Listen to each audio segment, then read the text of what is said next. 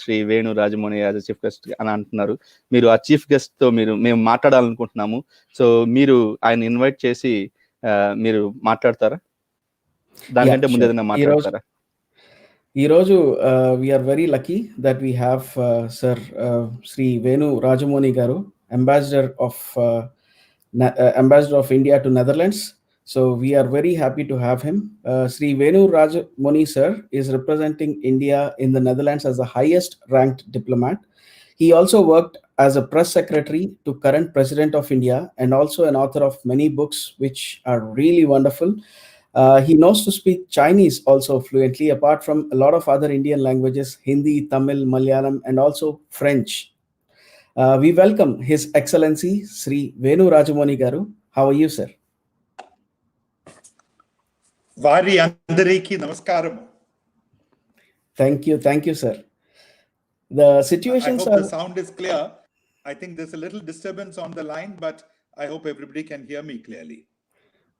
Perfectly audible, sir. Yeah, perfectly audible and good. Visually also, sir.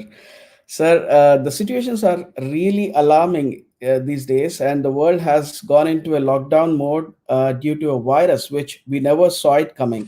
Our viewers were interested to know if you have ever seen such a situation in all your tenure, or something that you can actually compare it with. Well, not really. I think the whole world is dealing with a situation which is completely unprecedented.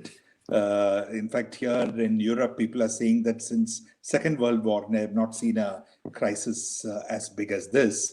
And while many people compare it with either 9/11 or with the financial crisis of 2008, 2009, they were still only in some pockets of the world the impact was felt the most. It has never been as global as it is today. So we are living in unprecedented times, but yet I think the situation calls for even greater efforts on the part of all of us to come together, to help each other, to support each other, and to learn to abide by the rules and restrictions which the government is advising us to follow, so that the disease doesn't spread and humanity can get on top of that. So let me use this occasion to first of all congratulate NLTC on having organized this broadcast show and for continuously engaging the Telugu community through online means. And I would say that this is really the way we must do things, and we must go to the future. On one hand, the lack of physical contact should not prevent us from being in touch with each other and interacting with each other. And at the same time, people who are connected by one factor or the other, here the Telugu language and the Telugu culture, it is wonderful that all of you are coming together, supporting each other, holding quiz shows and educating each other. So I'm delighted to be here with all of you today and to share some of my thoughts. So let me say that let us first and foremost, please listen to what the governments are saying, what the government in Netherlands is saying, what the government of India is saying. Let us all observe social distancing. Let us stay at home. And even as we stay at home, let us try and be as productive as possible. Thank you, sir, for starting this with a very positive note. We as NLTC have collected a few questions from a community, and we would like to ask you those questions. One of the questions that we got to us was each fraternity and group are doing various programs in these situations to help each other as a local community or people in general, and they wanted to know if Indian Embassy in Netherlands has been initiating any of these kind of programs during the COVID times. Yes, the Indian Embassy has also been trying to reach out to as many people as possible through various social media as well as other online means. Both our website and our Instagram, Twitter, Facebook accounts are very active. We try and put out as much information as possible from both the Dutch and the Indian governments on these sites for people to watch, people to monitor. We have separately been doing a number of Zoom meetings with representatives of various community organizations, with the leading HR people of IT companies, with students from across Netherlands, with leading cultural personalities. So we are trying to compensate for the lack of regular activities through a dynamic, proactive engagement using online tools. And thirdly, at our cultural center, we have from the beginning of the lockdown, we have had yoga classes and Hindi classes continuing online, and we hope to be doing more and more cultural programs online. Yes, sir. We have been a part of one of the meetings as well. So we actually know that Indian Embassy has been doing a lot of other activities. That's why we wanted to throw some light on this question, which the community people had. Thank you for answering this question. The second question we had was... Let me just add one more thing. Let me add one more information, yes, which would be of interest to your viewers and your listeners. The Indian Embassy has not stopped working even for a day. We are all functioning 24/7. Today is actually Easter Sunday, but we are all still attending to our work. We have publicized our hotline numbers, and the telephone numbers are available for any emergency. And anyone who sends an email to us, we don't encourage visits to the embassy, but anyone with a query, anyone with a problem, anyone with a concern is always welcome to email us, and we will be very happy to provide responses. Yeah. Thank you, sir.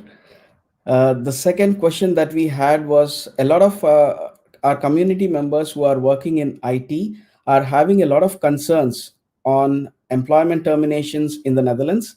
And can you please let our viewers know the best they can do in this situation, having known that you have spoken to a lot of heads of IT companies or HR departments so far?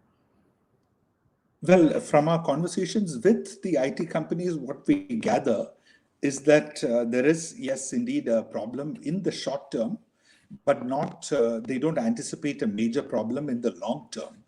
Because ultimately, because of the crisis, a lot of companies are also going to be looking at how to restructure themselves, how to indulge in change management, where else they can economize, where they can automate. So in the long run, the IT sector is probably one of the sectors which is going to be the first to come out of this crisis, the first to come out of this recession, which may follow the crisis. But in the immediate, yes, there is a problem. And whoever we have interacted with, the IT companies are doing their utmost to be supportive of the people who are working for them. They have some people who are stranded in India who have been unable to come. There are some people here who were supposed to go back who have been unable to go back. We understand that the IT companies are supporting them, and the main issue was with regard to visas, where we have also promised to help them. They are directly speaking to authorities, and we are also hoping to be able to intervene with the authorities to try and get favorable decisions made. Also, where there may be surplus labor here and there may be needs which are unmet elsewhere, we are trying to see if they can have the flexibility to move people from one side to the other. So I think for those who lose their jobs or those who face or they fear an imminent loss of jobs, I would say please be patient, please wait, please try and manage the situation as it is today. There are unfortunately no flights going to India. We do not know when travel will be permitted from Europe back to India. As most of you would know from the news from India, the lockdown is going to be extended by another 2 weeks. So let us wait for more detailed instructions from the government. And we promise to bring information to the community as soon as possible, as soon as we know of flights resuming to India. Thank you, sir. Thank you for letting us know about the current situation in IT. And also, I see a lot of comments on YouTube that they are really happy and they congratulate the team, or the congratulations to all the embassy team for working so hard during these times. So is the message that we are getting on live. Thank you so much. I would urge all the community members to also keep in touch with us and to support us in whatever we are doing. Ultimately, we will be able to look after our large Indian community here only with the support of activists like all of you. So thank you for the support you have extended so far, and we look forward to working with you closely in the coming days. Thank you, sir. One last question today, sir. As today's quiz is on Telugu states of Andhra Pradesh and Telangana, do you have any connections with these states or anything that you could relate to? Maybe you have been there sometime, or I have was it lots just- of connections which I can tell you about. I love both Andhra and Telangana. I have been a frequent visitor to Hyderabad. In fact, before I became a diplomat, I started life as a journalist for the Indian Express in Cochin. And one of the first stories I wrote was about Ugadi celebrations by the Telugu community in Cochin, which is an important and a significant community.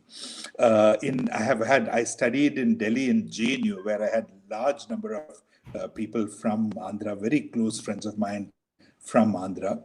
And I have, in my last, before I came to the Netherlands, I think as you mentioned in your introduction, I was press secretary to the President of India. And along with the President, every year I used to visit Rashtrapati Nilayam in Secunderabad and use that occasion to catch up with friends and relatives in Hyderabad. I think Hyderabad is a city of tremendous dynamism.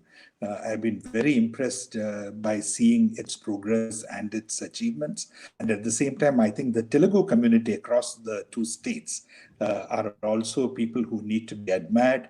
The IT sector in the US, in many parts of the world, are today dominated by the Telugu community. Some of the biggest business and industrialists in recent times have come from this region, and it is agriculturally rich, it is culturally rich. Who doesn't know about the dance and the music forms? Carnatic music is something which unites all of South India. It has a major base in this region. And of course, Andhra food. From the time I was a student in Delhi, a visit to Andhra Bhavan for a meal was mandatory as often as possible. I love gungura mutton if possible. Vegetarians, forgive me. I love avakai. I love the pudi. I remember in one of my visits to Hyderabad, I went to a restaurant called Uluva Charu, which I thoroughly loved. I have a great fondness for the people of Telangana and Andhra, and I hope I can continue to keep my connections with this wonderful community in the days to come. We thank you, sir, for spending your valuable time with us. It was really wonderful speaking with you. It was a very nice message that you were able to give to our community and all the viewers. And there are couple of more comments stating that they are appreciating the work that is done by embassy in these difficult times. So thank you, sir. And one last thought. I forgot to mention that as a young Foreign Service officer, when I joined the service, I was also sent to Karimnagar for training, and I spent about a month and a half in Karimnagar. And one of the fondest memories I still carry with me is eating mangoes, nice juicy mangoes, while watching Bobbili Puli of NTR. That's really nice, sir. Mangoes are definitely very delicious, but from this specific region, we have different varieties of mangoes, which we really can't live without. So most of the times, every year during this period, we normally try to arrange somehow through someone to have these mangoes in the Netherlands.